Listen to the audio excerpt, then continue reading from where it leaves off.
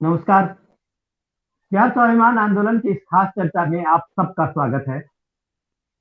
सबसे खास बात यह है कि आज का दिन, आज वसंत पंचमी की शुरुआत है और सरस्वती पूजा का आप समझिए कि अगला दिन है। और आज एक देश के सामने में एक बहुत बड़ी, जो सबसे बड़ी खबर बन के आई, जो हमारी स्वर सम्राज्ञी भारत रत्न लता मंगेशकर आज हमारे बीच नहीं है। इन सारी चीजें, घटनाओं और इन सारी चीजों की स्थिति के बीच में जहाँ देश अभी शोक मना रहा है और अपने लता जी को, अपनी दीदी को, अपने ताज को, हर अपने अपने तरफ से लोग संवेदना दे रहे हैं। बिहार स्वाभिमान आंदोलन की तरफ से भी हम लोगों ने ये अश्रुपूर्ण श्रद्धांजलि, हमारा भी एक छोटे सा इसे माना जाए। और चर्चा जो आज का में हम लोगों के मौजूद में है, वो सबसे बड़ा ये है कि अभी आजादी का अमृत महोत्सव चल रहा है। 75वां देश मना रहा है अपनी आजादी का। और उसके साथ में सबसे जो सामने कल परसों में जो ये था, चौरी चौरा का, तो वो भी एक सेंटेनरी ईयर बना लिया है उस कांड को, जिसे इतिहास में कांड का नाम दिया।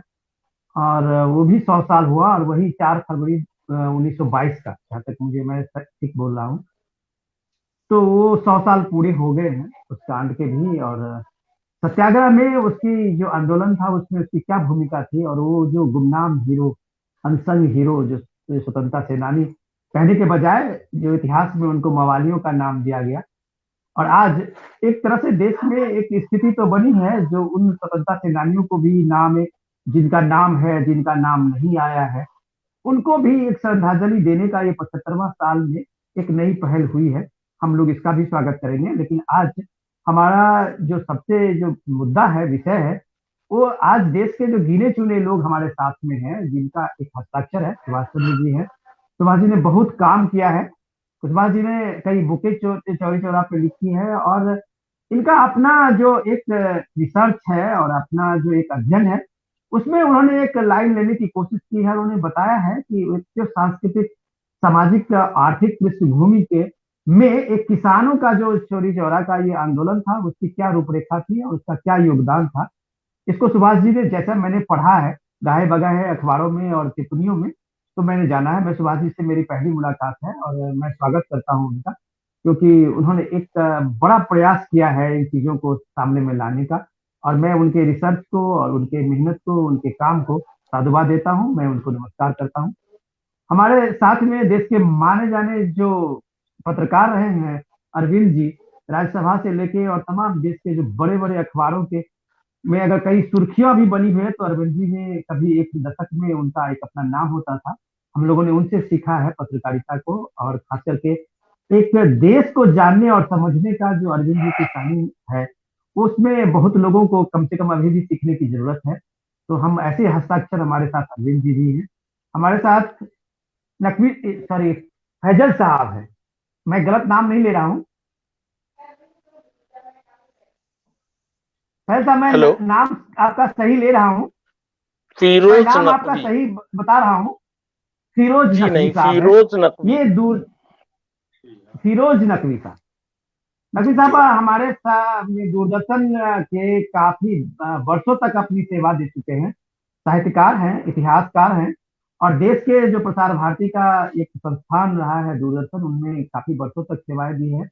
इनका भी जो सरोकार की जो ये है, आम आदमी का संघर्ष, उसको भी करीब से देखने और समझने का है। चौरी चौरा पे भी इनका अपना अध्ययन है। हमारे साथ राकेश उपाध्याय जी हैं। राकेश जी का एक लंबा अनुभव है, काम है, और समाज के और सांस्कृतिक रूप में चीजों को समझने और उनको रेखांकित करने का इनका अपना एक तजुर्बा है। बीएचयू में अभी है। और मैं राकेश जी का बहुत बहुत ये धन्यवाद देते हुए उनको कम से कम इसके लिए अपने को एक खुशामदीद कहूंगा कि वो हमारे बीच में है और वो आए अपना आज का व्यस्त समय से में निकाल के। तो हम चर्चा की शुरुआत करते हैं अपने इससे कि इतने जो महान हमारे साथ लोग हैं और इतने मजे हुए वक्ता हैं, तो मुझे चौरी चौराहे पर प्रकाश डालने का, मेरे जैसे लोगों की इतनी बड़ी शख्सियत नहीं है कि मैं उसको ये करूं।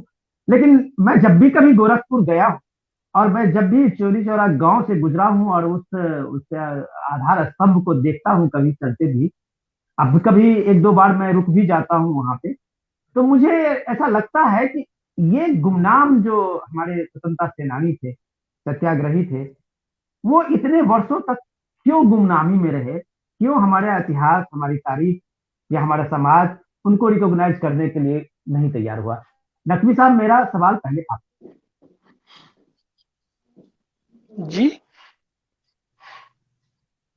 मुझसे आपने पूछा।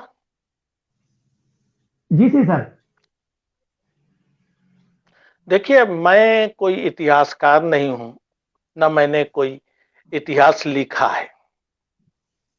एक इतिहास का पाठक जरूर हूं, लेकिन एक बात मुझे चुभ रही है, बार बार ये कहा जाना कि इतिहास में जिन्हें मवाली करार दिया गया, कम से कम मेरे जैसे कम पढ़ने वाले के संज्ञान में ऐसा तो नहीं आया। हाँ, सारे नाम किसी भी आंदोलन में उस तरह से मुख्य धारा में शामिल नहीं रहे, पृष्ठभूमि में रहे। कुछ इतिहासकारों ने उसको खोजा, फिर उस क्योंकि इतिहास का शोध जो है वो एक निरंतर प्रक्रिया है, कोई तात्कालिक प्रक्रिया नहीं है। तो इस प्रक्रिया में हर शोध के बाद कुछ नया आने की संभावना होती है। इसके पहले शाहिद अमीन साहब ने अच्छा काम किया चौरी चौरा को लेकर, लेकिन वो अंग्रेजी में सीमित था, हमारे देश के आम पाठकों तक नहीं पहुंच पा रहा था। उस कमी को दूर किया भाई सुभाष कुशवाहा जी ने, और अभी भी संभावनाएं बाकी हैं। सुभाष कुशवाहा जी ने एक पुस्तक लिखी, अभी औपनिवेशिक न्याय पर दूसरी पुस्तक भी उनकी आ चुकी है, और मैं समझता हूं कि अभी और इसके बाद भी संभावनाएं बाकी हैं। ऐसा नहीं है कि कहीं पर इतिश्री हुई जा रही है। इसलिए ये कहना कि इतिहास ने मवाली करार दिया, नजरअंदाज तो किया, लेकिन मुख्य धारा के किसी इतिहासकार को मैं ऐसा नहीं समझता हूं कि जिसने इन आंदोलनकारियों को मवाली करार दिया। हाँ, राजनीतिक लेखकों ने या राजनीतिज्ञों ने इस तरह की धारणाएं बनाई हो या इस तरह के आरोप चस्पा किए हो तो मैं नहीं कह सकता। मुझसे बेहतर अध्ययन अरविंद भाई का है, सुभाष जी का है। मैं समझता हूं उपाध्याय जी जो एक विश्वविद्यालय में भारत अध्ययन केंद्र के प्रमुख हैं, उनका भी अध्ययन होगा, और इस विषय में अपने आप को मैं सबसे कमजोर पाता हूं। इसके बावजूद जो मेरी निगाह है उसमें मवाली करार दिए जाने जैसी अपमानजनक चलिए टिप्पणी नकवी किसी साहब, मैं गंभीर इतिहासकार मैं समझा। के द्वारा नहीं तो नहीं, मेरी मैं निगाह से आपकी नहीं गुजरी। ठीक है नकवी साहब, मैं आपकी बात को लेता हूँ। मैं क्योंकि हमारे बीच में जो सुभाष जी हैं वो एक तरह से, अभी आप कहें कि एक ऑथोरिटी है चौरी चौरा पे। उन्होंने काफी अध्ययन किया है, जो आर्काइव्स के से लेके और वहाँ के जो लोगों के बीच में जो भी बातें थी उनको लेके उनका एक काफी अध्ययन है, रिसर्च है। मैं क्या सुभाष जी आपसे ये जान सकता हूँ कि आपके जो आपका जो रिसर्च है, उस रिसर्च में आपने चौरी चौरा को किस तरह से जाना है? आप एक किताब, क्या आप उसके बारे में दूसरी किताब भी आपकी आने वाली है, तो आप किस तरह से इस चौरी चौरा के इस सारे पृष्ठभूमि को देखते मुझे थोड़ी देर बाद में आप मुझे अवसर दें, मैं आपसे अनुरोध कर चुका हूं। अभी मैं सुनना चाहूंगा एक आध वक्ताओं को, उसके बाद ही अपनी बात हैं? रखूंगा। अच्छा, ठीक है। तो मैं अब सीधे अरविंद जी के पास जाता हूँ। अरविंद जी, जो हम लोगों ने पढ़ा है, हम तो कोई इतिहास के ऐसे रहे नहीं हैं स्टूडेंट, और हमारा जो है चोरी चौरा का जानने का समझता सिर्फ इतना ही है कि गांधी जी का जो असहयोग आंदोलन उन्होंने शुरू किया और उससे से देश में जो उस तरह से रेसिप्रोकेट किया, और आंदोलन को लेके किसानों का, मजदूरों का, आम आदमी का जो एक स्वतः एक रिएक्शन था, उस रिएक्शन में हम लोगों ने देखा कि गोरखपुर के आसपास और गांव में वो किसानों का एक आंदोलन था। उसमें चाहे वो गरीब हो, फकीर हो, निर्धन हो, लोगों ने देश की आजादी में अपनी हिस्सेदारी बनाई और गांधी जी के इस आह्वान को उसमें लिया। एक कांड हुआ, वहां चोरी चौरा में थाने जला दिया गया। वो भी एक परिस्थिति बनी ऐसी कि लोगों को एक तरह से उससे उहाड़ा गया, और गांधी जी ने अपना असहयोग आंदोलन वापस ले लिया। और सबसे बड़ी बात आप ये कहें कि वो एक टर्निंग पॉइंट बना इंडिया के, भारत के स्वतंत्र संग्राम का। इतना हम लोगों ने छोटा मोटा इसके अपने अध्ययन में देखा है, समझा है। मैं अरविंद जी आपसे जानना चाहूंगा, आप कई बार उस इलाके में गए हैं, वहां के लोगों के मन में जो एक चोरी चौरा को लेके एक धारणा थी, और जिस जो धारणा बनाई गई थी चोरी चौरा को लेके, उसमें आपने क्या अंतर देखा अरविंद जी?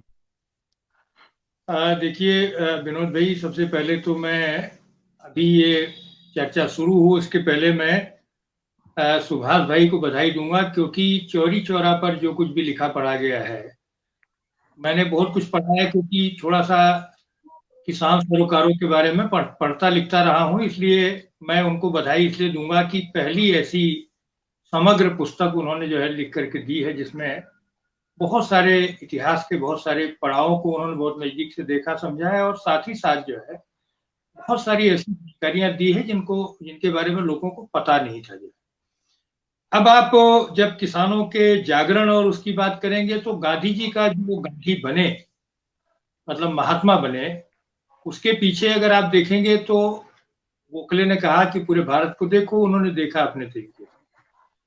लेकिन 1916 में जबकि लखनऊ में कांग्रेस का अधिवेशन हुआ, उसमें बहुत कम लोगों को इस बात की जानकारी है। मेरे पास वो प्रोसीडिंग है, कभी मैं उसका उपयोग करूंगा। सामान्यतः ये है कि राजकुमार शुक्ल आए लखनऊ और उन्होंने कोशिश की सबसे मिले और ये वगैरह वगैरह, नहीं, इतना ही नहीं है। 1916 में चंपारण को लेकर बृजकिशोर बाबू का एक प्रस्ताव था, जिस पर बहुत ही लंबी चर्चा हुई। मैंने एक बार फिरोज भाई से जिक्र किया था, क्योंकि वो महत्वपूर्ण दस्तावेज है। मैं उस पर पूरी प्रोसीडिंग मेरे पास है, आ चुकी है, और उस पर आगे लिखूंगा। तो उस समय जबकि अगर आप देखेंगे उसके बाद का जो पूरा दौर है, तो जो हमारा जो अवध का इलाका है, कुशवाहा जी ने उस पर बहुत काम किया है। तो निश्चित तौर पर अवध में आगे वाला जो दौर है, वो किसान जागरण का एक बड़ा महत्वपूर्ण पड़ाव बना अवध। और उसके पहले गांधी जी के 1917 में चंपारण जाने के बाद एक नया वातावरण बना। उन्होंने भी ग्रामीण भारत को जिस रूप में देखा समझा, और उसकी भी जो चर्चाएं हुई, उसने अन्य इलाकों को भी प्रभावित किया जो है। तो अब अगर आप ये देखेंगे तो निश्चित तौर पर ये चौरी चौरा की घटना 22 में हुई है।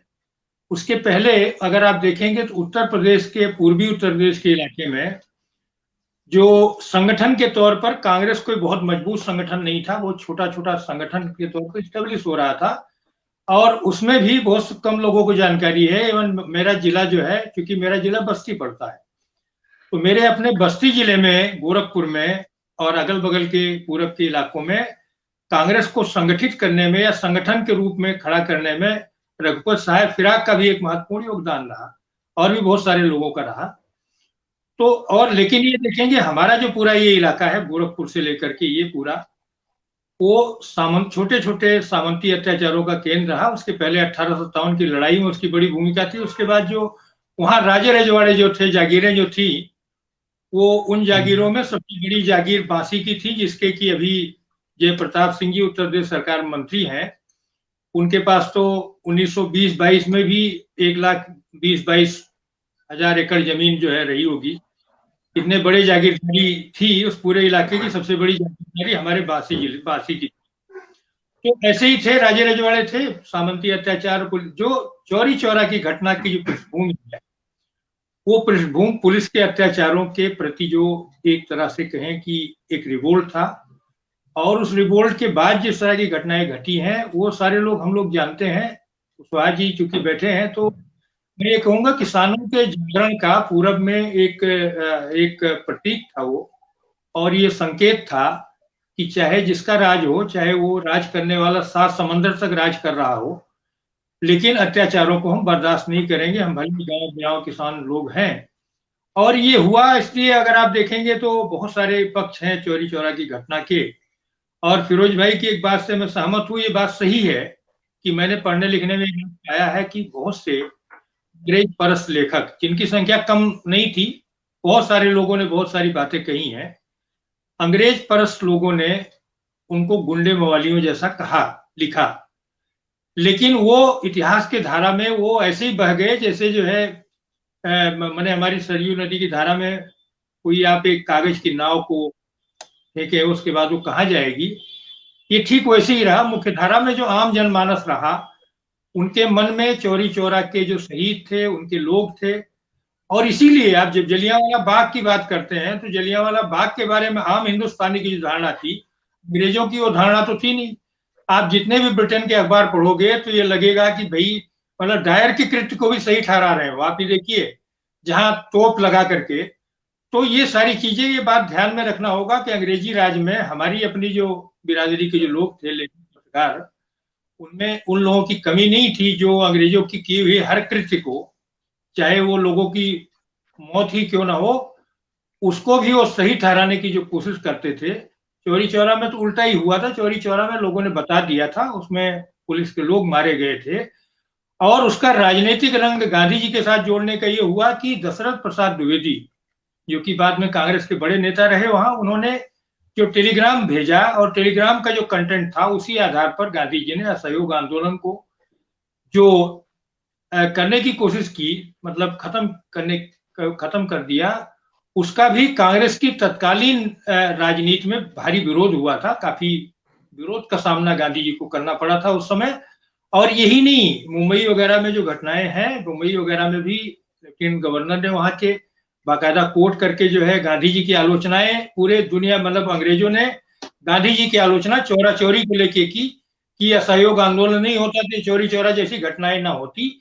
तो देखिए, कुशवाहा जी बैठे हैं, तो मैं बड़ा लोभ स्मरण नहीं कर पा रहा हूं, क्योंकि वो तो अपने आप में, उन्होंने जितनी मेहनत की हम लोगों के बीच में, हम तो सुनी सुनाई और एक पत्रकार के तौर पर जो देखा समझा है, और किसान आंदोलनों की कड़ी से उस कड़ी को जोड़ने का काम जो है, उसके बाद का जो पूरा इलाका का जो आंदोलन है किसानों का, चंपारण के बाद अगर आप देखेंगे तो एक ऐसा आंदोलन रहा आगे का, जो पूरब में नहीं, अगर आप देखेंगे तो पूरब में किसानों के आंदोलनों में एक राजा पुरुषोत्तम दास टंडन वगैरह ने मैंने गन्ना किसानों का एक संगठन खड़ा किया। उसके बाद बाबा राघवदास जैसे लोग रहे, और कई ऐसे लोग रहे, बाबा राघवदास भी मूल रूप से वहां के रहने वाले थे नहीं, तो लेकिन जो लोग रहे, जिन लोगों ने किसानों को संगठित करने का काम किया, वो सारी चीजें अपनी जगह। और चौरा चौरी को कभी भी वहां की मुख्यधारा ने नहीं बिसारा। और चौरा चौरी तो छोड़ दीजिए, मैं जिस इलाके में आता हूँ, अगर आप अयोध्या से आगे जाएंगे तो एक जगह पड़ती छावनी, वहां भी सैकड़ों लोगों को, क्योंकि बहुत ज्यादा प्रमाणिक नहीं, 500 लोगों तक को फांसी देने की बात आती है, तो वहां भी कभी नहीं, मैं भी अपने बचपन से लगातार, जब फिरोज भाई भी जा चुके हैं, तो ऐसा नहीं। देखिए, आजादी के आंदोलन से जुड़ी हुई घटनाओं को कम से कम नागरिकों ने नहीं भुलाया है। जिन लोगों ने भुलाने की कोशिश की, ना किया हो, कभी नहीं। और पॉलिटिशियन तो तभी याद रखते हैं। देखिए, 1980 में इंदिरा गांधी ने वहां स्मारक बनवाया जो है। उसके बाद जब मोतीलाल वोरा गवर्नर रहे, तो उन्होंने चौरी चौरा के जो सेनानी थे, उनके परिवारों को तलाश करके उन लोगों को पेंशन देने का भी काम किया। तो ये कैसे कहा जा सकता है कि उनको लोगों ने भुलाया भी नहीं, उनको याद रखा गया है समय समय पर। और फिर मैं दोबारा आपका आता हूँ आपके पास। हम एक बार राकेश जी के पास जाते हैं। राकेश जी बीएचयू से हैं, और मुझे आपके इन बातों से मुझे एक चीज तो जरूर याद आया कि इनको कैसे भुलाया और किस तरह से भुलाने की कोशिश हुई। ये वाकया बीएचयू में एक बार जब गया था, तो मुझे ये बात सुनने को मिला। मैं इसका ऐतिहासिक साक्ष्य और ऐसा कहीं पढ़ा, लेकिन मैं राकेश से जानना चाहूंगा कि जिसमें लोग चौरा कांड हुआ, और उसके बाद जब इतने गांव में अत्याचार शुरू हुआ, अंग्रेज के दमनकारी फोर्स ने जहां तहां लोगों को उठाना शुरू किया, और उसमें कई निर्दोष लोग जो थे उनको भी उठा लिया गया, कई केस चले, मुकदमे चले, और उसमें हुआ कि कम से कम 100 से ज्यादा लोगों को फांसी की सजा सुनाई थी। एक भी वकील उस समय के ऐसे नहीं थे जो उन लोगों को केस को प्रेजेंट करते, और वो वहां पे उन लोगों की तरफ से वहां मुकम्मल बन के एक सरकारी वकील के सामने में उनको निर्दोष ठहराते। तब जाके वहां की जो स्थिति थी, मैं सुनी सुनाई बता रहा हूँ कि बीएचयू में एक बाबा हुआ करते थे वहां, जो अभी जेल से बाहर निकले ही थे। उन्होंने अपने मालवीय जी से संपर्क किया। मालवीय जी तब तक वकालत छोड़ चुके थे, और उन्होंने वो केस लड़ी, और 75 से ज्यादा लोगों को निर्दोष बरी किया। तो मैं ये जानना चाहूंगा राकेश जी, ये एक असहयोग आंदोलन का पार्ट था। उसमें सच में नाम कोई बड़े लोग नहीं थे, बहुत छोटे छोटे किसान, संघर्ष करने वाले मजदूर, और वो सारे लोग थे। उनको ऐसा नहीं लगा कि एक दौर तो ऐसा भी आया कि उनकी पैरवी करने वाला वहां कोई नहीं रह गया था। वो, मैं बाबा का नाम भूल रहा हूँ, से संपर्क किया और उनको आग्रह किया कि आप ये केस लड़े, और अंततः मालवीय जी ने ये केस लड़ी, और बहुत मजबूती के साथ। राघव दास, तो ये क्या वाकया था और कैसे वो इतिहास के पन्नों में मदन मोहन मालवीय का वो नाम दर्ज हुआ और उन्होंने चोरी चोरा के अपने को जोड़ा? राकेश जी। देखिए, ये सारा प्रकरण जो हो रहा है, ये पहले तो आदरणीय अरविंद जी को नमस्कार करता हूँ, आदरणीय फिरोज नकवी जी को सादर प्रणाम करता हूँ, और बहुत सौभाग्य है कि आज सुभाष कुशवाहा जी के जो शोध परक तथ्य हैं वो भी सुनने का अवसर मिलेगा, क्योंकि कई सारे मैं शोध में देख रहा था, डेट्स को के लेकर भी दिक्कत है, किस तारीख को एक्चुअली कांड हुआ था, 4 तारीख को हुआ था कि 5 तारीख को हुआ था। कुछ नए शोध भी अब आ रहे हैं, तो खैर उस तारीख पर नहीं जाता, जो तारीख अभी तक सामने है वो आपके सामने ही विचार कर रहे हैं।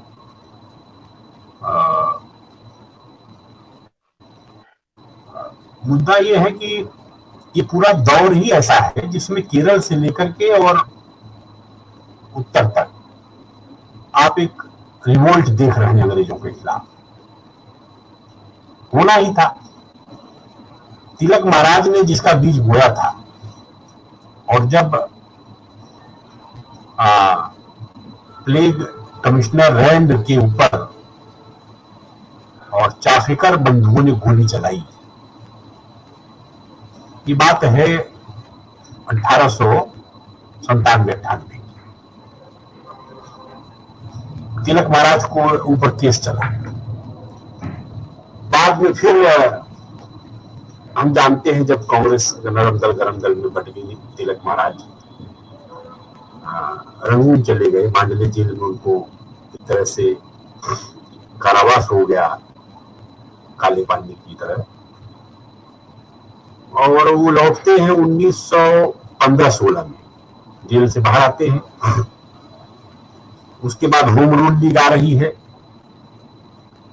एक जो हिंदू और मुस्लिम की राजनीति है भारत में, जो मिंटो मार्ले रिफॉर्म है 1909 का, और आगा खान डेपुटेशन है 1906-05 में, जिसमें से मुस्लिम लीग का गठन होता है।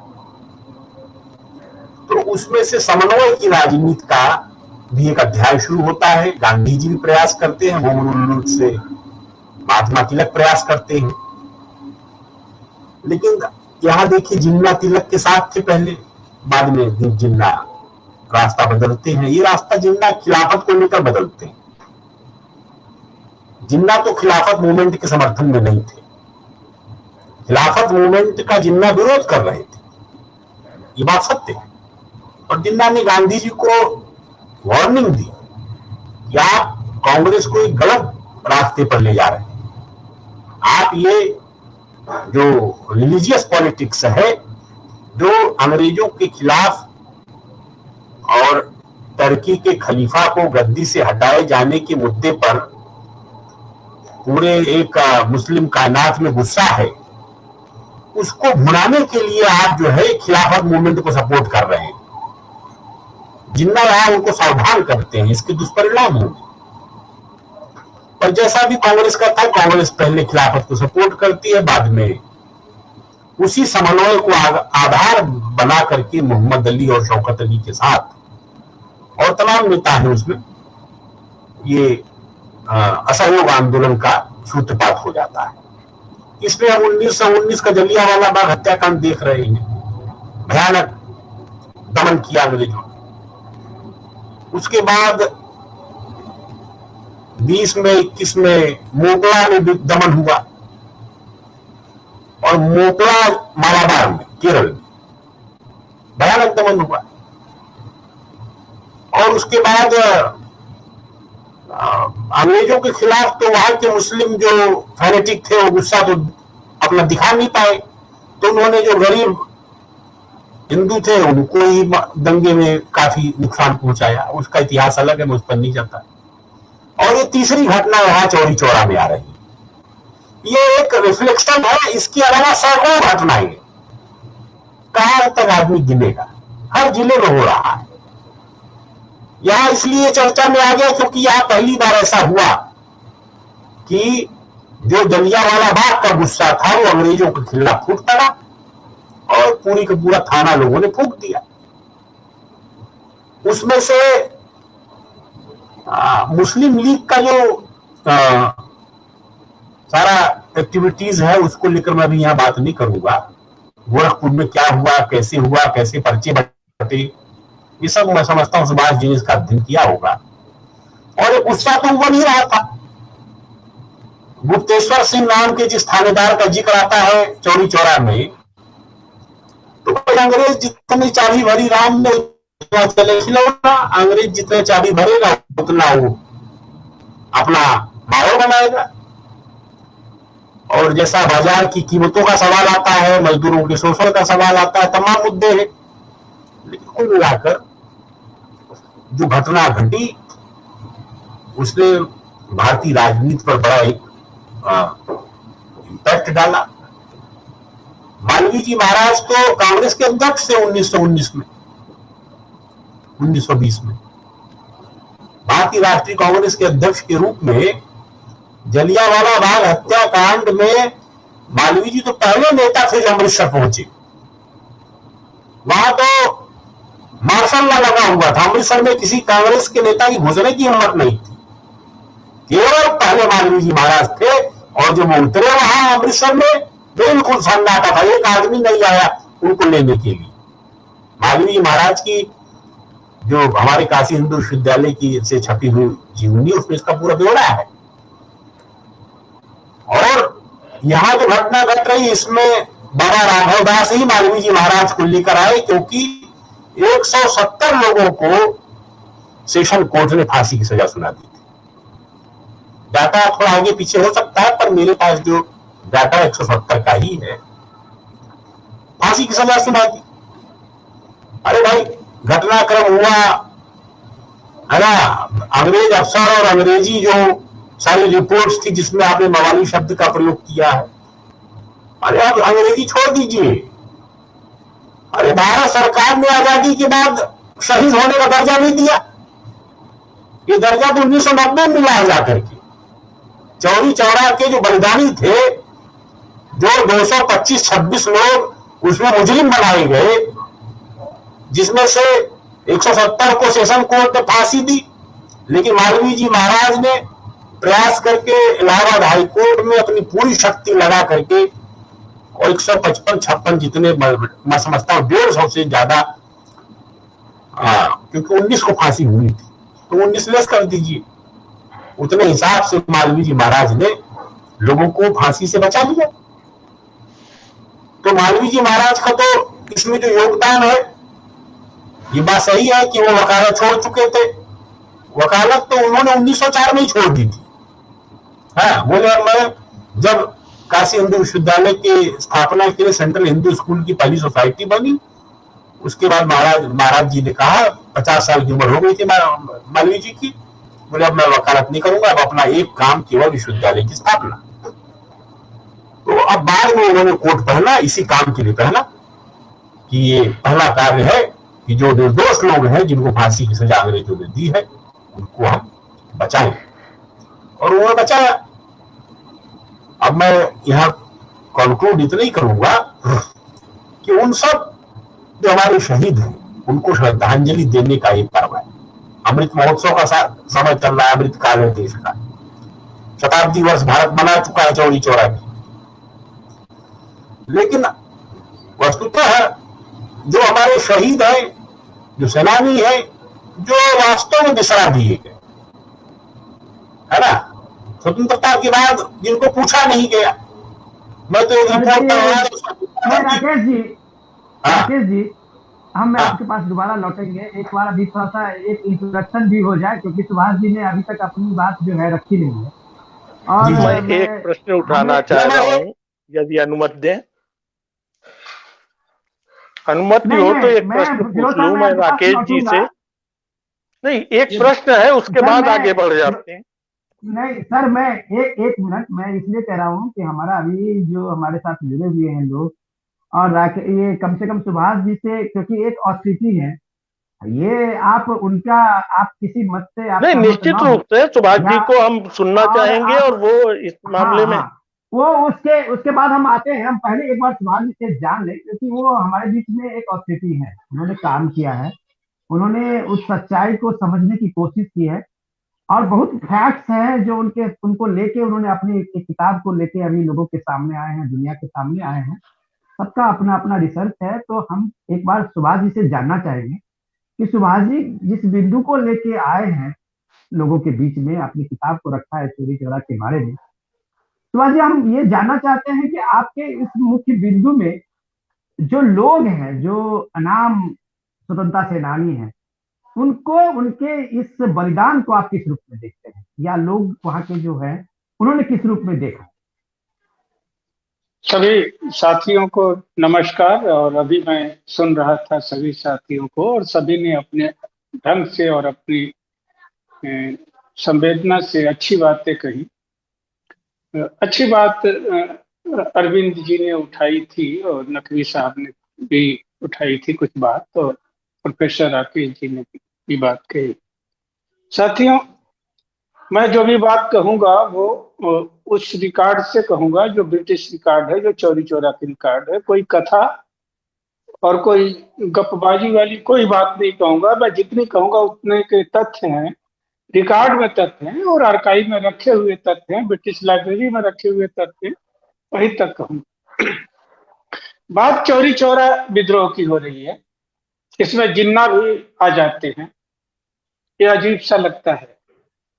और मालवीय जी निश्चय ही हाई कोर्ट में 6 मार्च 1923 से लेकर 9 मार्च 1923 तक बहस किए हैं। उस बहस को भी मैं रखूंगा बहुत संक्षेप में, क्योंकि समय कम है। उसको स्वीकार करना चाहिए कि मालवीय जी ने बहस किया है हाई कोर्ट।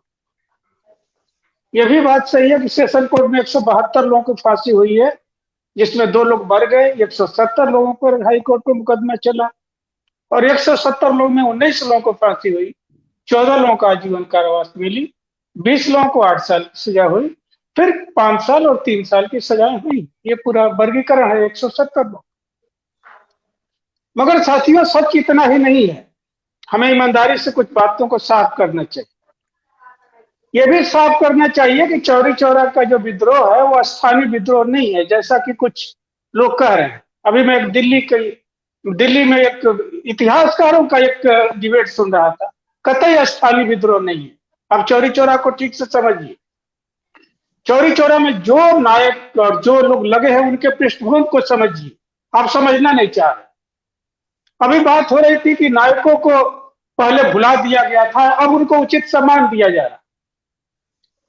क्या यह शर्म की बात नहीं है कि हमने शताब्दी वर्ष मना लिया, और आज भी शहीद स्मारक पर जो ग्रेनाइट का पत्थर लगा हुआ है उसमें डुमरी खुर्द गांव का नाम नहीं है? यह शर्म की बात नहीं है? जिस गांव से इस आंदोलन की तैयारी हुई, 4 फरवरी 1922 को सुबह 7 बजे डुमरी खुर्द गांव में बिहारी फांसी के खलिहान में जो सभा हुई, जिसका पूरा नक्शा सेशन कोर्ट जजमेंट के पेज नंबर 15 पर लगा हुआ है, उस डुमरी खुर्द का नाम दर्ज नहीं है आज भी। क्या यह शर्म की बात नहीं है कि जो लोग चौरी चौरा आंदोलन में भाग नहीं लिए थे, जिनको न तो सजा हुई न फांसी हुई, उनकी मूर्ति वहां लगी हुई है? शहीद रामपति की एक मूर्ति लगी हुई है। क्या कोई बता सकता है कि किस रिकॉर्ड में रामपति पुत्र मोहर की का नाम दर्ज है? 225 लोगों पर लोअर कोर्ट में मुकदमा चला है, 249 लोग गिरफ्तार किए गए थे, 225 पर मुकदमा चला। क्या 225 लोगों में है रामपति जी? पूरी लिस्ट है। आप हाई कोर्ट का जजमेंट उठा लीजिए, सेशन कोर्ट का जजमेंट आपके पास उपलब्ध है।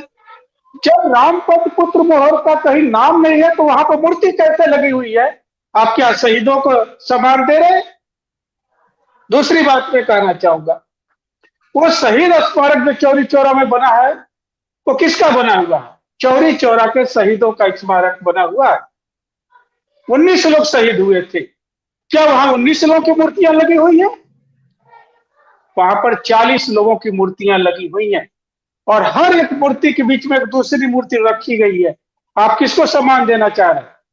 या तो घोषित करिए उस स्मारक को कि यह स्वतंत्रता संग्राम सेनानियों का स्मारक है, चौरी चौरा नाम हटा दीजिए, और जिसकी चाहिए, जिसमें स्वतंत्रता संग्राम सेनानी की चाहिए वहां मूर्ति रखिए। लेकिन आप बात कर रहे हैं चौरी चौरा शहीद स्मारक की, और 19 शहीदों के बजाय आप वहां पर 40 लोगों की मूर्तियों को सजा देते हैं। और कैसी कैसी मूर्तियां सजा रहे हैं आप देखिए। इस पूरे चौरी चौरा के विद्रोह को आप देखना होगा तो जाति एंगल से देखिए। ये जाति एंगल से देखने वाला कांड है। चौरी चौरा विद्रोह अकारण नहीं होता है। भगवान अहिर कुली कॉर्प्स का सैनिक था, बसरा मोर्चे पर युद्ध लड़ा था। प्रथम विश्व युद्ध में के खत्म होने के बाद से वो रिटायर होकर चौरी चौरा में आता है, 5 रुपये उसको पेंशन मिलती है।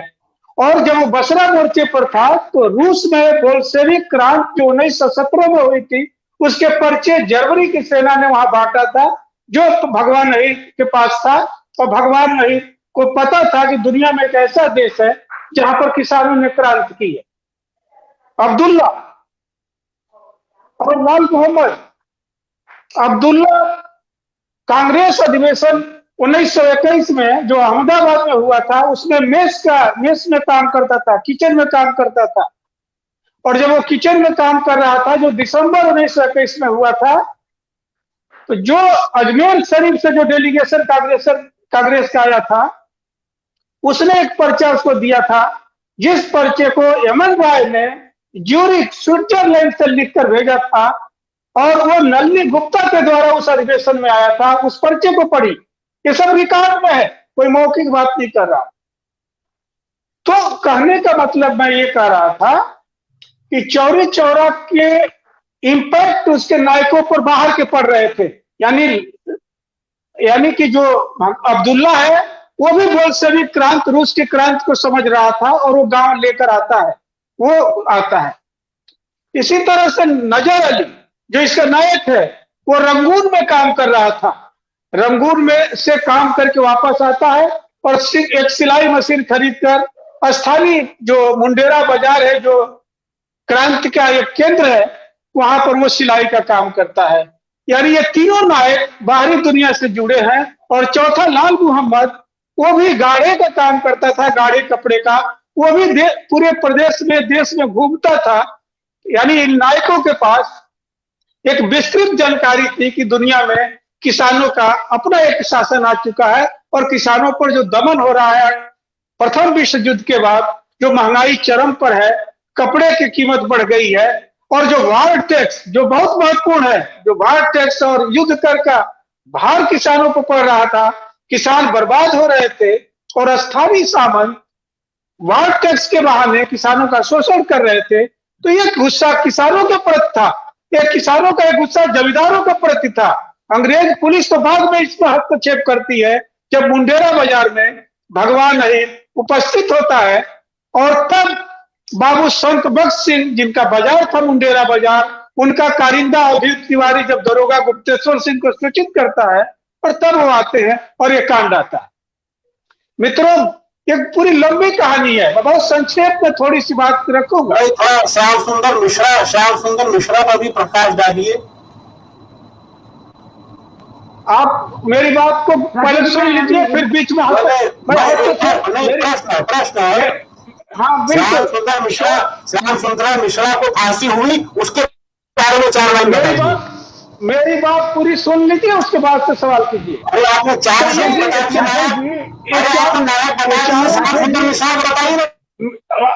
अभी मेरी बात सुन लीजिए, फिर बोलिएगा। आप सुभाष जी उसके बाद बात करिए। बहुत नई चीज रख रहे हैं सामने में, उसके बाद हम लोग इस पर करेंगे बात। आप फिरोज साहब के पास सवाल है, हम लोग बाद में चारों। जी आप बताइए।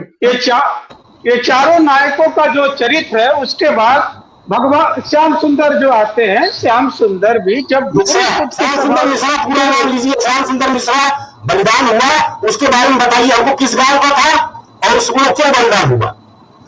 आप जरा रखिए, निवेदन है।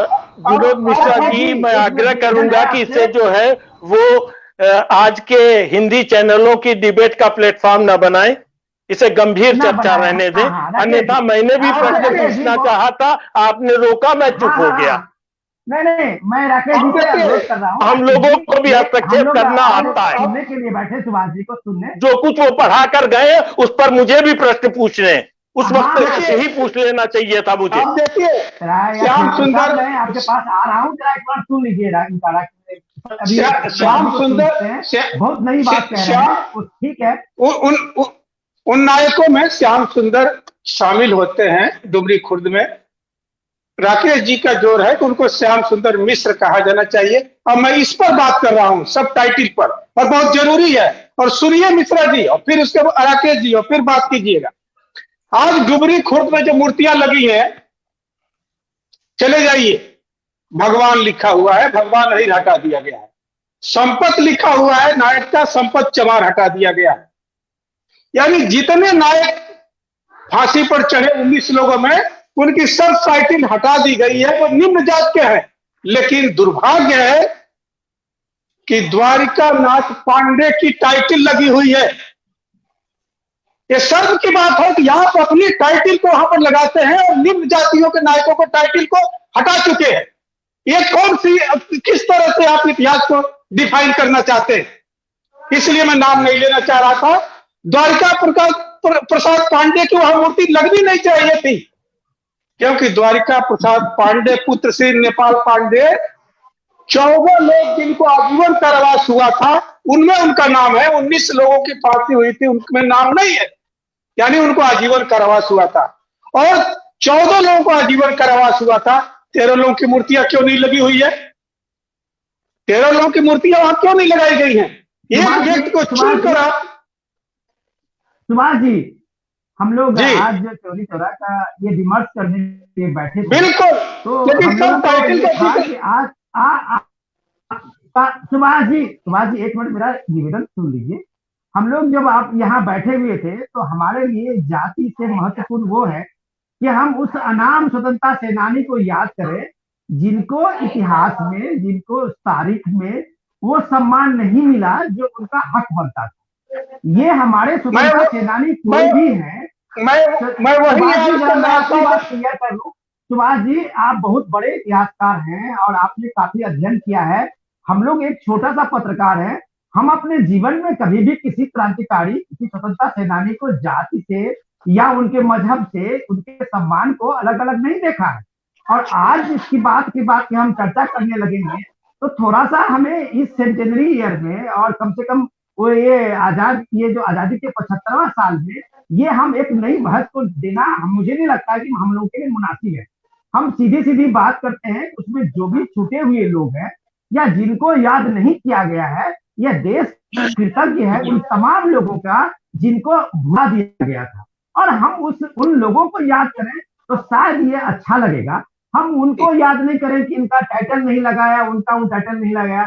शायद आपके जैसे, हमारे जैसे, फिरोज साहब हमारे साथ में है, अरविंद जी जैसे लोग हमारे साथ हैं, हम लोग शायद इस चीज को परमिट नहीं करेंगे। हम लोग अच्छा नहीं लगेगा कि हम लोग देश की आजादी के समय में, ये 75वें साल में हम लोग इस चीज तक तो लेके आए कि वो किस जाति के थे, किस मूल के थे। वो हमारे नायक थे, वो हमारे नायक थे जिन्होंने हमें आज इस मुकाम पे पहुंचाया है।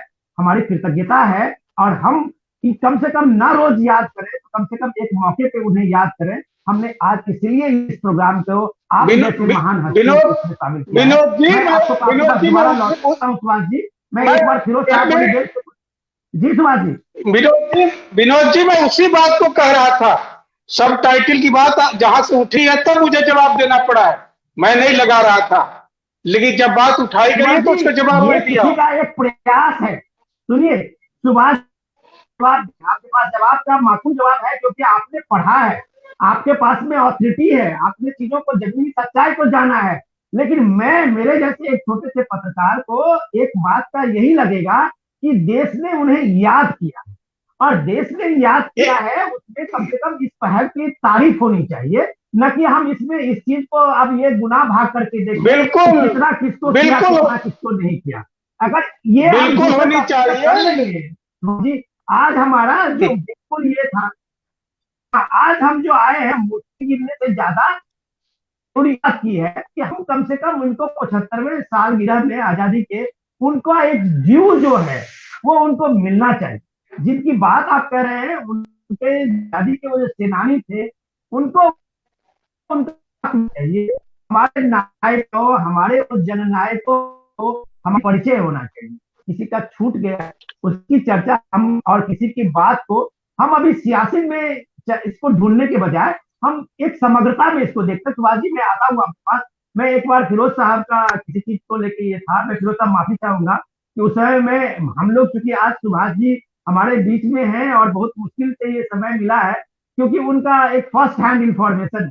उन्होंने वो रिकॉर्ड में काफी मेहनत की है, उन चीजों को लाया है। निश्चित रूप से हो उस सकता है चीज कि के लिए वो हम लोगों के तारीफ होनी चाहिए और बिल्कुल हम तारीफ करते हैं और हम लोग आपस में पूर्व परिचित हैं और एक दूसरे को सहयोग करते हैं, ऐसा नहीं है।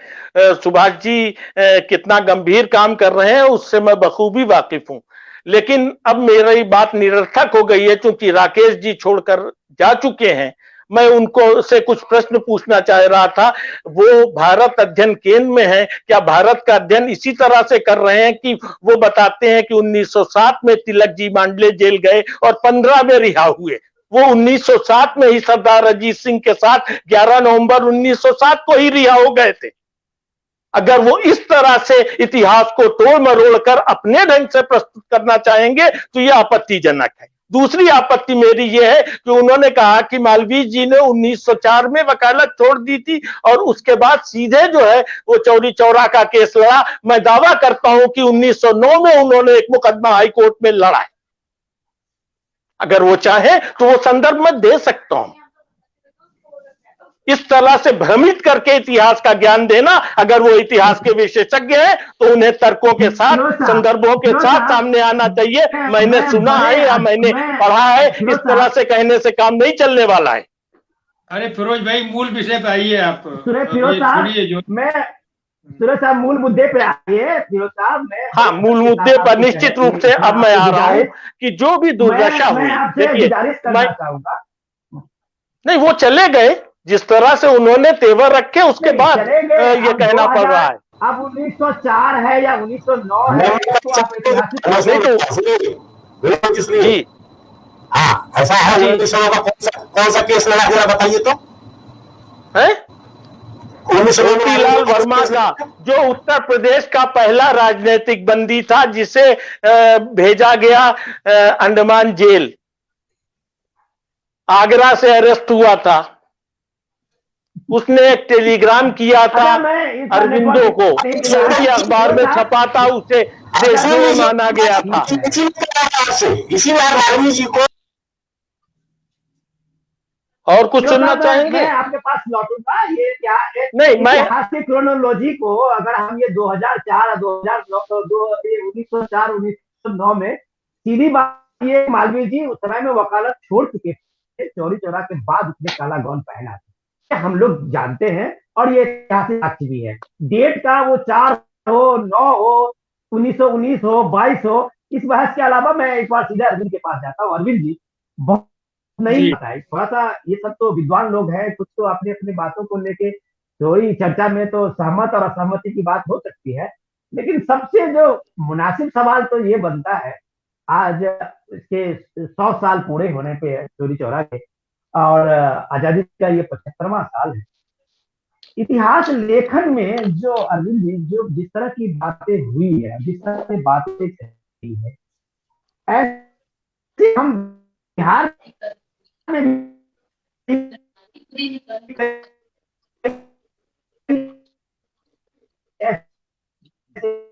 इतिहास के पन्नों में वो भी नहीं मिला और ना वो उस चीज के लिए कभी प्रयास किया। तो ऐसे ये देश ये ऐसा है जो अपना काम को, ऐसे कई लोग हैं जिन्होंने थोड़ा सुखाए काम किया होगा। चौरी चौरा में भी कोई आजादी के जो दीवाने थे, कोई नायक बनने के लिए अपनी कोशिशें नहीं की, वो एक स्वतः स्फूर्त था। सुभाष जी ने भी बहुत चीज कहा है कि वो एक किसानों का, वहां के मजदूर देखते हुए जो लोग आए थे वापस, उनका भी एक प्रयास था कि ये दुनिया कैसे बदलेगी और ये हमारा जो इलाका है, ये मजदूर किसान का संघर्ष कैसे बदले। अरविंद जी, आपने किस तरह से देखा है, जिस तरह हम लोगों ने अभी इस चर्चा में समझा है? नहीं नहीं, देखिए इसमें विनोद भाई, जो सुभाष भाई ने जो बात शुरू में कही, देखिए किसी भी घटना के होने के पीछे उसकी पृष्ठभूमि बड़ी महत्वपूर्ण होती है, क्योंकि ये अचानक नहीं, क्योंकि जो बात हुई ना उसमें एक बात और भी आती है कि जो दो महत्वपूर्ण नायक हैं, क्योंकि बाहर से उन्होंने एक अनुभव हासिल किया था, उसको उसको उन्होंने वहां विस्तार दिया। और साथ ही साथ यही नहीं, कांग्रेस कमेटी और उन लोगों के बीच में एक मतभेद भी रहे, क्योंकि ये बात भी आती है कि उनको कुछ लोगों को सैनिक शिक्षा देना शुरू कर दिया था उन्होंने।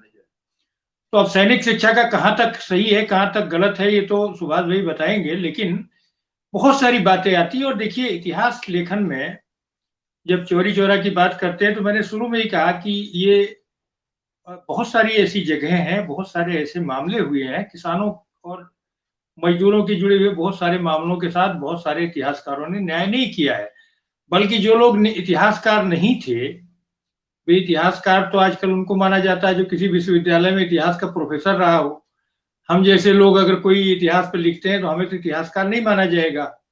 लेकिन इतिहास में हम जब कोई चीज देखते हैं तो हम भी तथ्यों को रखते हैं। सुभाष जी ने पूरे तथ्यों के साथ जिस तरह इसका अध्ययन किया है, मेरा मानना है कि बहुत सारे भारत में ऐसी जगहें हैं विनोद भाई जहां इतिहास के साथ अन्याय हुआ है। और उसमें देखिए वो चौरी चौरा का अपने आप में, चौरी चौरा कोई ऐसा नहीं था कि वो उसके बारे में लंदन में चर्चा नहीं हो रही थी। और मालवीय जी की वकालत का यहाँ कोई संदर्भ लाने का, मालवीय जी एक अलग तरीके से धारा पे चलने वाले व्यक्ति थे। और शायद ये देखिए कि उत्तर प्रदेश की लेजिस्लेटिव काउंसिल के मेंबर थे उस समय, जबकि ये मतलब उस समय जो है 1903 में मालवीय जी लेजिस्लेटिव काउंसिल में आ जाते हैं। यूपी की जो उस समय मतलब काउंसिल में आने के बाद वो बहुत लंबे समय, जीवन के लंबे समय तक वो लेजिस्लेटिव काउंसिल से लेके सेंट्रल लेजिस्लेटिव असेंबली में रहे। नंबर 2, उस घटना के बारे में पूरा विवरण प्रदेश कांग्रेस की ओर से हृदयनाथ कुंजरू जी आए थे और उन्होंने आकर के यहाँ बाकायदा उसका पूरा 4-5 दिन रह के वहां पूरा एक अध्ययन करके चीजों को सौंपा था। ऐसा नहीं, उसके बाद मालवीय जी राष्ट्रीय नायक थे कांग्रेस के और वो मतलब वो नेतृत्व कर चुके रहे हैं वहां। और तो इसलिए जो है बाबा राघव दास भी कांग्रेस के एक प्रमुख नेता थे। यहाँ पार्टी पॉलिटिक्स की बात ही नहीं है कहीं। पार्टी पॉलिटिक्स में तो उस समय बहुत सारे लोग जो कि कम्युनिस्ट आंदोलन के लोग थे, जो बाद में समाजवादी धारा के लोग जो थे, और यहाँ तक कि जो बाद में जिन्होंने जाकर के संघ में कई लोगों ने जो हिंदू महासभा से जुड़े, वो सब भी कांग्रेस में थे। जो है ऐसा नहीं है, अगर आप देखेंगे फिरोज भाई हैं यहाँ हम लोग, ये सवाल नहीं। सवाल चौरी चौरा अपने आप में एक बड़ा महत्वपूर्ण, एक माने आजादी के आंदोलन में जलियांवाला बाग जैसा नहीं, तो जलियांवाला बाग के बाद एक महत्वपूर्ण मुकाम था दूसरा, जिसको कि विसारा गया था। और सुभाष भाई जैसे लोगों ने इसको फिर से एक नए क्षितिज के साथ वहां की पूरी घटनाओं को और ऐसे नायकों को जो कि वाकई ये बात सही है। देखिए मैं मान के चलता हूँ कि जब आप इतिहास की बात 1857 में हम लोग याद किसको कर रहे हैं, जो राजे रजवाड़े हैं वही ना। लेकिन ये जो इतनी बड़ी संख्या में लोग मरे हैं, जो जगह जगह फांसी दिए गए फसियावा पेड़ है, उनके तो नाम भी नहीं मिलते हमको। तो सवाल ये है कि आज इतिहासकारों को जरूरी है कि जैसे सुभाष जी ने इतने सारे लोगों को तलाशा है, जगह जगह जो फसियावा पेड़ों से लेकर के और इस तरह की घटनाओं में जो शहीद हुए हैं उनको तलाशे हम लोग। और वो काम तलाशना थोड़ा आसान काम नहीं है, लेकिन ये तलाश भी असंभव भी नहीं होती है। तो मुझे लगता है वो भी हो। और इन लोगों को जहां फांसी दी गई है, जहां फांसी जिन जिन जेलों में दी गई, एक जेल तो थी नहीं, तो वहां भी कम से कम उत्तर प्रदेश की सरकार को चाहिए कि वहां उन लोगों के स्मारक बनाए जाए। जो है जैसे मैं देखता हूं कि राम प्रसाद बिस्मिल का स्मारक बना हुआ है, जैसे मैं देखता हूं कि फैजाबाद में फांसी दी गई, तो फैजाबाद में भी रेलवे स्टेशन से आप जाते हैं, स्मारक तो स्मारक पर लोगों की निगाह जाती है, लगता है कि भाई ये कोई मतलब लोग, नई पीढ़ी कैसे जानेगी, नई पीढ़ी को कुछ पता होना चाहिए। तो मुझे लगता है कि इस पर थोड़ा विनोद जी आपने आपको बताया कि आपने ये महत्वपूर्ण चर्चा शुरू की है, तो अच्छा होगा कि फिरोज भाई और आप जो है सुभाष भाई से और कुछ बातें सुनिए। मेरा है कि इतिहास के गुमनाम नायकों को गुमनाम नायकों की तलाशना जरूरी है। तलाश ये करके ये मैं इसलिए सुभाष जी को आज हम लोग सुबह से हम लोग कोशिश कर रहे थे कि हम लोग जी सुभाष जी से बेसिकली ये नई चीज जानना चाहते थे, उनकी जो मेहनत है, उन्होंने जो ये गुमनाम नायकों को सामने में लाया है, हमारा समाज क्या, हमारी जो पीढ़ी है वो तो कृतज्ञ है ही उनके प्रति में, आने वाली पीढ़ी भी उनके प्रति कृतज्ञता जाहिर करेगी कि उनको अपने समाज से परिचय कराया है। मैं सुभाष जी, अब हमारे पास तो समय कम है, ये लास्ट कमेंट आपका मैं चाहूंगा कि जब आप इन लोगों का नाम ढूंढ रहे थे, आपने जब इतिहास की बात हो या आर्काइव्स की बात हो या जहां भी जो फैक्ट्स थे हिस्टोरिकल, जिसको आप एक साइंटिफिक फैक्ट मानते हैं, और जब इन नायकों को आपने देखा कि इनकी कहीं कोई चर्चा नहीं है, और जब आप पहली बार इनको लाए थे सामने में लोगों के बीच में अपने किताब में, तो आपको लगा नहीं कि ये सिलसिला अभी जारी रखा जाना चाहिए सुभाष जी? बिल्कुल जारी रखना चाहिए। इतिहास का कभी अंत नहीं होता है और शोध काम निरंतर जारी रखना चाहिए, और मैं सहमत हूं। लेकिन मुझे दो बातों को स्पष्ट कर लेने दीजिए और मैं सर 2 मिनट में खत्म कर दूंगा। सर बिल्कुल देखिए सर। देखिए देखिए, ये बात कहना कि एक दो सवाल आया था कि बाबा राघव दास की वजह से मदन मोहन मालवीय जी ने वकालत करना स्वीकार कर लिया था, इस केस को लड़ना स्वीकार कर लिया। आप सेशन कोर्ट के वकीलों के नाम देखिए। सेशन कोर्ट में जो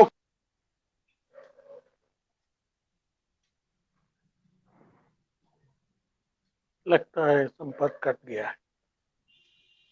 जी जी सुभाष जी जी से सुभाष जी, क्या हमारी बात सुन पा रहे हैं क्या हम लोगों की? नहीं, वो संपर्क से बाहर हो गए संभवतः। संपर्क से बाहर गए। फिरोज साहब, बस चलते चलते बस आपका एक कमेंट सुनना चाहूंगा, और मुझे लगता है कि इस चर्चा में आपने बहुत काम किया है फिरोज साहब, देखिए, जितना हम सबसे लोग बड़ी जानते हैं। चीज जो है, मैं जो समझता हूं कि ये आंदोलन जो खड़े हुए, इन जागरूकता के पीछे नेताओं के अपने निहित स्वार्थ थे। तो कितने महान नेता थे इस पर मुझे बहस नहीं करनी, कोई जो भी थे, सर जब तक सर देश में मांडक्यू चेम्सफोर्ड सुधार की बात नहीं आती है, जब ये तय होने लगता है कि अब प्रतिनिधित्व मिलेगा, तब संगठन खड़ा करने की शुरुआत होती है। आप देख लें, किसानों के संगठन, मजदूरों के संगठन, मांडक्यू चेम्सफोर्ड सुधार के 17 में शुरू होने के साथ ये सुगबुगाहट शुरू होती है, और मजदूरों को, किसानों को अपना हथियार बनाने का प्रयास करते हैं राजनीतिज्ञ। और वही किसान मजदूर जब अपने जरूरतों को, अपने हकों को समझने लगता है, तो वो बगावत कर देता है। बहुत अच्छा, ये हकीकत बहुत है। अच्छा। जब संयुक्त प्रांत किसान सभा बनती है तो उसका उद्देश्य भी किसानों को संगठित करना या उनके हक दिलाना महत्वपूर्ण नहीं होता, बल्कि हर तहसील ने अपना संगठन दिखाकर भविष्य में होने वाले चुनावों की तैयारी करना था। अगर हमें मूल्यांकन करना है इतिहास का, तो इस बात पर गौर करना होगा कि कौन से ऐसे लोग थे जो उस वक्त 1920 के चुनाव में भागीदारी कर रहे थे और आंदोलन के हमदर्द बनने का स्वांग भी रच रहे थे। भाई, अगर वो गांधीवादी थे तो गांधी ने तो बहिष्कार का आह्वान कर दिया था 1920 के चुनाव का, और अगर वो 20 के चुनाव में भागीदारी कर रहे हैं और इन आंदोलनों में, असहयोग आंदोलन में साथ होने का दम भर रहे हैं, तो इसका मतलब ये विशुद्ध स्वांग है। ये आज की कुत्सित राजनीति नहीं है, ये 100 साल से चली आ रही है। राजनीति का चरित्र बिल्कुल नहीं बदला है, राजनीतिज्ञ जैसे पहले थे वैसे ही आज हैं। हाँ, जनमानस का चरित्र जो बदल रहा है, वो जो भ्रमित हो रहा है, उसे सुधारने की जरूरत है, और जनमानस को सुधारना कोई बड़ा मुश्किल काम नहीं है, राजनीतिज्ञों को संभालना हम लोगों के बस। विनोद साहब, बहुत शानदार, और काफी अच्छा लगा आपका ये कमेंट, और मैं माफी चाहूंगा। और मैं पूरा समय जो है, आज हम लोग जिस मूल उद्देश्य को लेके आए थे, और काफी अच्छा लगा, बहुत नई चीज जाने, और खास करके आपने निश्चित रूप से लाइन दिया है वो लाइन समझने की जरूरत है। अरविंद जी, आपका बहुत बहुत धन्यवाद। विनोद साहब, आपका बहुत धन्यवाद। सुभाष जी का आना और हम लोगों को चौरी चौरा के बारे में एक नया परिचय देना, और मुझे लगा कि ये काफी बहुत बड़ी बात उन्होंने कही है, मैं खास करके उनका आभारी हूँ। जो उन्होंने अपना वक्त दिया है और अपने उस चीज को बताया है। लेकिन फिरोज साहब, एक चीज तो आपने बहुत बड़ी बात कही कि जो राजनीति जो है हमेशा इन चीजों का अपने हित में उपयोग अपने अपने हिसाब से करती रही है। ये एक राजनीति का मानस रहा। और ये बात इतना तो कहने की बात है कि आजादी के बाद से जो इतिहास लेखन की परंपरा हुई, इतिहास बनाने, तो कहीं ना कहीं ऐसे बहुत से नायक थे जो हमारे पीछे छूट गए। उनका राजनीतिक स्वार्थ जो भी रहा हो, उनका जो भी अपना सत्ता का समीकरण इस स्वतंत्रता संग्राम को लेकर निश्चित जो भी रूप से अपना रहा हो, जो बात आपने कही और जिस चुनौती के साथ मैंने कहा कि उन्होंने नहीं छोड़ा था, ऐसे ही एक गुमनाम नायक पर मैं काम कर रहा हूं जो उत्तर प्रदेश का पहला राजनीतिक बंदी था जो सेलुलर जेल भेजा गया। बहुत बढ़िया। और फिरोज साहब, मैं और स्वागत उस करूंगा। व्यक्ति का नाम लोग नहीं जानते हैं। उस व्यक्ति का नाम है होतीलाल वर्मा, जिसके संपर्क अरविंदो से भी थे, तिलक से भी थे, लाला लाजपत राय से भी थे, सरदार अजीत सिंह से भी थे, भगत सिंह के चाचा, और विदेश में बैठे हुए बरकतुल्ला और श्यामजी कृष्ण वर्मा से भी थे। लेकिन दुर्भाग्य यह है कि उस व्यक्ति पर शायद एक दो पन्ने का कहीं आलेख मिल जाए तो मिल जाए, इससे ज्यादा जानकारियां कहीं नहीं मिलती। बहुत अच्छा फिरोज साहब, मैं तो चलते चलते बस यही कहूंगा कि ये इस परंपरा की एक जो नई शुरुआत है और आप जैसे लोगों ने जो ये गुमनाम चेहरे को और गुमनाम नाम को सामने लाने की कोशिश है की है, हमारी पीढ़ी और आने वाली पीढ़ी शायद इस बात को लेके आप जैसे लोगों, आप जैसे विद्वान जो भी नए एक हस्ताक्षर के रूप में सामने में लाएंगे नई चीज, उनके लिए तो आभारी रहेंगे ही। एक परंपरा तो जरूर शुरुआत हुई है जिसको हमें इस चीज को मानना पड़ेगा कि ये 75वें साल के आजादी के बाद ऐसे जन नायकों को याद करने का जो हम लोगों का एक सिलसिला शुरू हुआ है, जो सामने में अभी मैं देख रहा हूँ, सुभाष जी हो, फिरोज साहब हो, ऐसे बहुत लोग हैं जो नायकों को ला रहे हैं सामने में। देश उनके प्रति जरूर कृतज्ञ होगा कि कम से कम इन लोगों ने उन लोगों को सामने में लाया। आप सबका मैं बहुत बहुत आभारी हूँ। फिर मिलेंगे, इस चर्चा को आगे बढ़ाते रहेंगे। और फिरोज साहब, आपको आने के लिए बहुत बहुत धन्यवाद। अरविंद जी, बहुत धन्यवाद। हम लोग फिर मिलते आपने हैं हमें समय एक नई दिया। चर्चा के साथ। Thank you sir, thank you.